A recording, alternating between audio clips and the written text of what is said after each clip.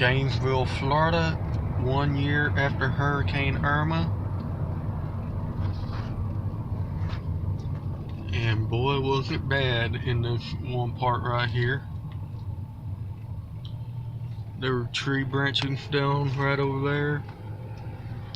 Pine straw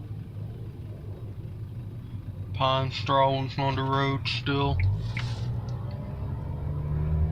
There's a guy on Mom's favorite lawnmower.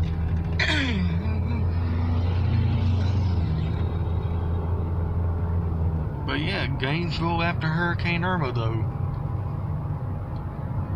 The hurricane that scared me and a bunch of other people.